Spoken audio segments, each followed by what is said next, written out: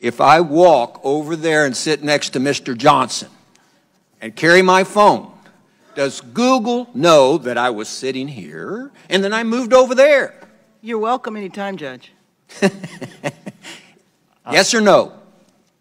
I genuinely don't know without knowing I'm what shocked services. you don't know. Do you or do you not collect identifiers like name, age, and address? Yes or no? If you're creating an account, yes, and using an account, yes. Yes. Device identifiers like IP address or IMEI? Depending on the situation, we could be collecting it, yes. Specific search histories when person types something into a search bar? If you have search history turned on, yes. Contents of emails and Google Documents? We store the data, but we don't read or look at your Gmail. But you have access to them? As a company, we have access to them, yes. So you could?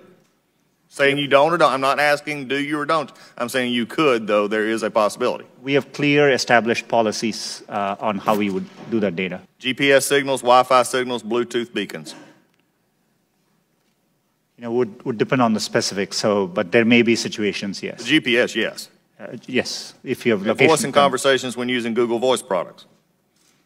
We give an option to turn on or off. And But if a person didn't know it, voice and conversations when using Google Voice products?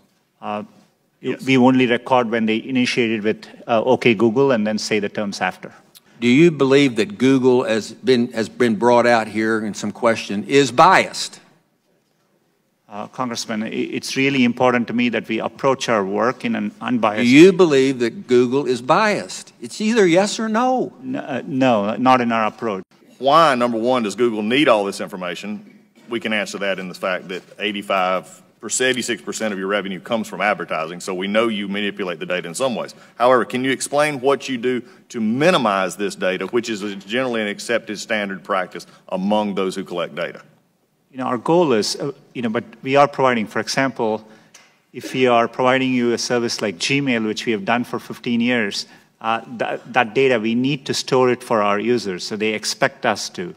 So we are trying hard to match users' expectations. We don't need, our data for advertising, as I said earlier, most of it comes from just the keywords you type. And so, we need minimal data to do advertising. We give you options to turn ads personalization off. We store most of the data we do today to help give users the experience they want, and that's what we're trying to do. How do you explain this apparent bias on Google's part against conservative points of view, against conservative policies? Is it just the algorithm, or is there more happening there? Congressman, I understand the frustration at seeing negative news, and I see it on me, on Google. There are times you can search on Google, and page after page there's negative news which we reflect.